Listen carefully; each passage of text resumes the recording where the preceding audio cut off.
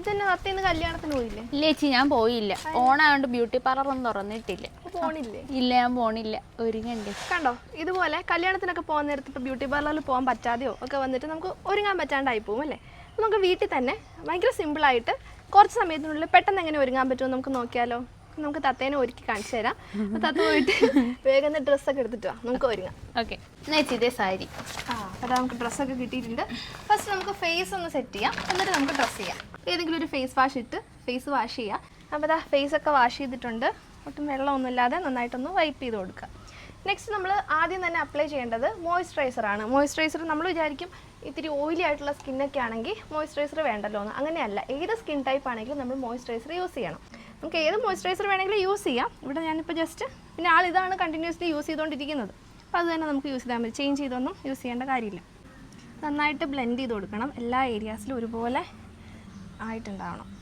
Next നമ്മൾ use ചെയ്യാൻ പോകുന്നത് ഒരു സൺസ്ക്രീനാണ്. ഡേ ടൈമിലൊക്കെ പുറത്ത് പോകുമ്പോൾ അവോയ്ഡ് ചെയ്യാനേ പാടില്ല. അതിപ്പോൾ കല്യാണത്തിന് പോകുമ്പോൾ മാത്രമല്ല, എവിടെ പോയാലും നമ്മൾ സൺസ്ക്രീനൊക്കെ മാക്സിമം യൂസ് ചെയ്യണം.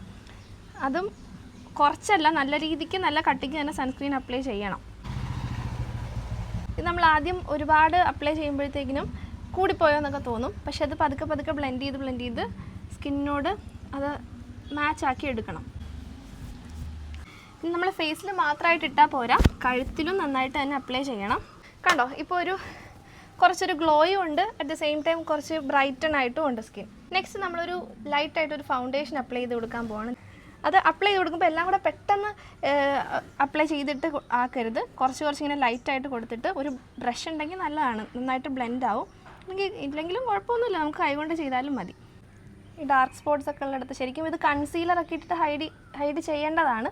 നമ്മളിപ്പോൾ അത്ര പ്രൊഫഷണൽ ആയിട്ടുള്ള മെത്തേഡ്സ് ഒന്നും ഫോളോ ചെയ്യണില്ല. സോ ആ ഫൗണ്ടേഷൻ കൊണ്ട് തന്നെ ഒന്ന് ലൈറ്റായിട്ട് ഇതെല്ലാം എവിടെയൊക്കെയാണോ ഡാർക്ക്നെസ് ഉള്ളത് അവിടേക്ക് ഒന്ന് കവർ ചെയ്ത് കൊടുത്താൽ മതി. ഇനി നമുക്ക് ഐ മേക്കപ്പ് ചെയ്യാം. ഫസ്റ്റ് ഒരു ഐഷാഡോ ഏതെങ്കിലും ഒരു പാലറ്റ് ചൂസ് ചെയ്താൽ മതി.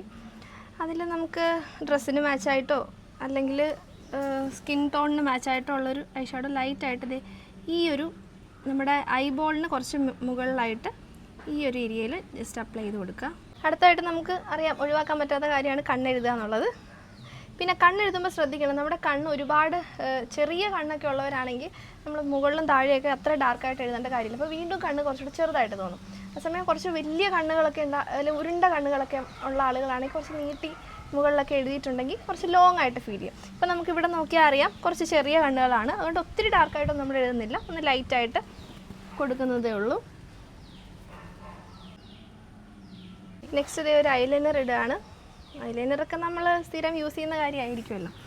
ഐലൈനർ എഴുതുമ്പോൾ ശ്രദ്ധിക്കേണ്ട കാര്യം ഒരുപാട് തിക്കായി പോരുത്, പിന്നെ ഈ എഡ്ജ് നല്ല ഷാർപ്പായിട്ട് നിൽക്കണം. നെക്സ്റ്റ് നമുക്കൊരു മസ്കാര ഇട്ട് കൊടുക്കാം. അതൊക്കെ ഒന്ന് ഈ ലെയറിൽ നിന്ന് പൊക്കി പിടിച്ചിട്ട് ഇങ്ങനെ മേളിലേക്ക് അപ്ലൈ ചെയ്ത് കൊടുക്കാം. അതല്ല മസ്കാര ഇല്ലെങ്കിൽ ഐലൈനർ വെച്ച് നമുക്കൊന്ന് കളർ ചെയ്യാവുന്നതേ ഉള്ളൂ.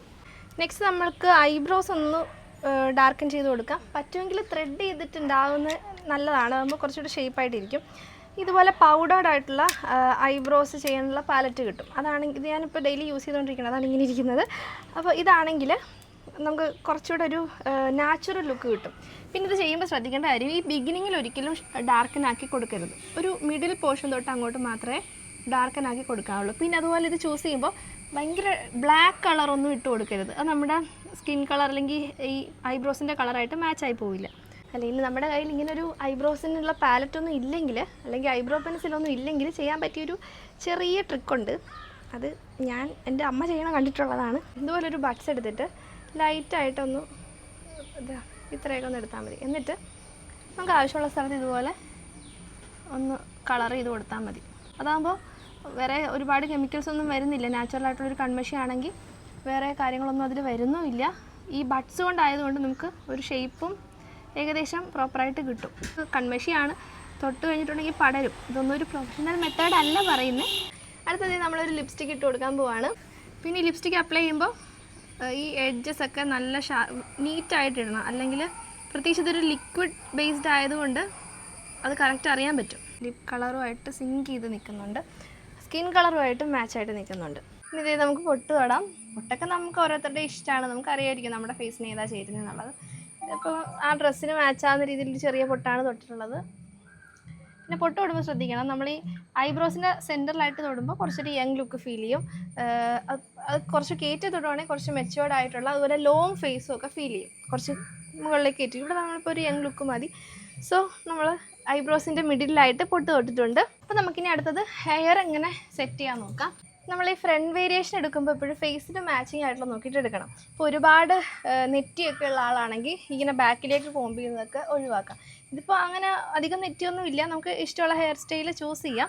എനിക്ക് തോന്നുന്നു ഇപ്പോൾ ആ ഡ്രസ്സിനും കൂടെ മാച്ച് ആവുന്നത് ഒരു സൈഡ് വേരിയേഷൻ എടുക്കുന്നതായിരിക്കും. നമുക്ക് ചെയ്ത് നോക്കാം. കണ്ടോ, ഈ ഇങ്ങനെ ഒന്ന് എടുത്തിട്ട് ഒരുപാട് ഇവിടെ ലൈൻ ഡിഫൈൻ ചെയ്തൊന്നും എടുക്കണ്ട, ജസ്റ്റ് ഇങ്ങനെ ഒന്ന് കോംബ് ചെയ്തെടുക്കുക. പെട്ടെന്ന് ചെയ്യാൻ പറ്റിയ എന്നാൽ കാണുമ്പോൾ കുറച്ച് ഭംഗിയുള്ള ഒരു ഹെയർ സ്റ്റൈൽ കാണിച്ചു തരാം. ശരിക്കും പറഞ്ഞാൽ അതിന് കോമ്പ് വേണമെന്ന് തന്നെ ഇല്ല, നമുക്ക് ഇങ്ങനെ കൈകൊണ്ട് തന്നെ ചെയ്യാൻ പറ്റും. ഒരു ലെയർ എടുക്കണം,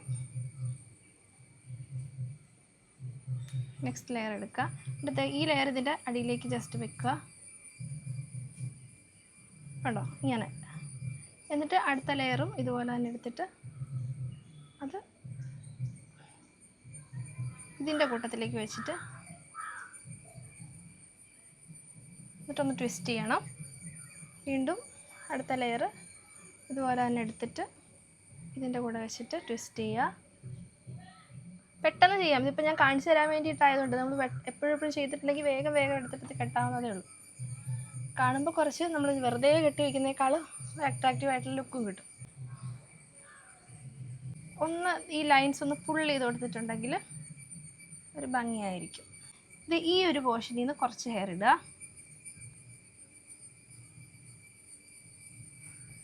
ആണെങ്കിൽ ഇവിടെ നിന്നും കൂടെ കുറച്ച് ഹെയർ ഇടുക. ഒരുപാട് ഇങ്ങനെ വലിച്ചിടരുത്, ഈ രണ്ട് പോർഷനിൽ നിന്ന് മാത്രം ഹെയർ ഇട്ടാൽ മതി. ഹെയർ എടുക്കുക, ട്വിസ്റ്റ് ചെയ്യുക, അടുത്ത ലെയർ എടുക്കുക, അത് ട്വിസ്റ്റ് ചെയ്യുക.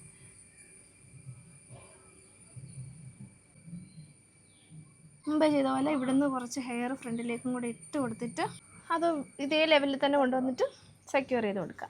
സോ ഇതാണ് നമ്മുടെ ഹെയർ ലുക്ക് വരുന്നത്. ഇനി നമുക്ക് ഡ്രസ്സ് ചെയ്യാം. സാരിയാണ് കൊണ്ടുവന്നിട്ടുള്ളത്. നമുക്ക് സാരി ഉടുത്ത് ഫൈനൽ ലുക്ക് നമുക്ക് കാണാം. അപ്പോൾ അതേ ആൾ സാരിയൊക്കെ ഉടുത്ത് സെറ്റായിട്ടുണ്ട്. നോക്കിയേ, ഇതാണ് നമ്മുടെ ഫൈനൽ ലുക്ക്.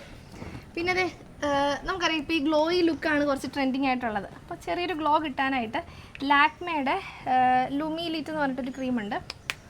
ഇതാണ് സംഭവം. ഇത് രണ്ട് ഷെയ്ഡിലുണ്ട്. ഡ്യൂയി റോസ് എന്ന് പറഞ്ഞിട്ടുണ്ട്, ഗോൾഡൻ ഗ്ലേസും ഉണ്ട്. ഗോൾഡൻ ഗ്ലേസ് വേണം നമുക്ക് എടുക്കാനായിട്ട്, മറ്റേ എല്ലാ സ്കിൻ കളറിനും ചേരത്തില്ല.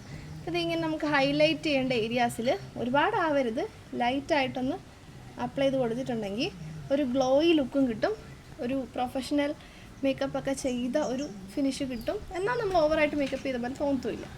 ഇവിടെ കൊടുക്കാം. പിന്നെ നമുക്ക് ഈ നോസിൻ്റെ ഈ ഭാഗത്തായിട്ട് കൊടുക്കണം. പിന്നെ ഇത് ഇവിടെ ഒരു ഹൈലൈറ്റ് ചെയ്യണം.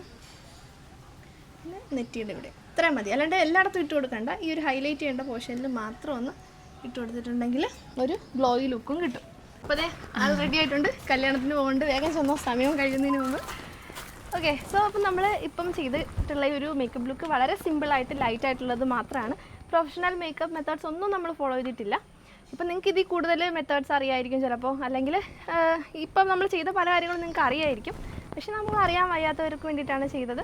പിന്നെ നമുക്ക് കോൺഫിഡൻ്റ് ആയിട്ട് ഇങ്ങനെയും ചെയ്തു പോവാം എന്ന് ജസ്റ്റ് കാണിച്ചു എന്നേ ഉള്ളൂ.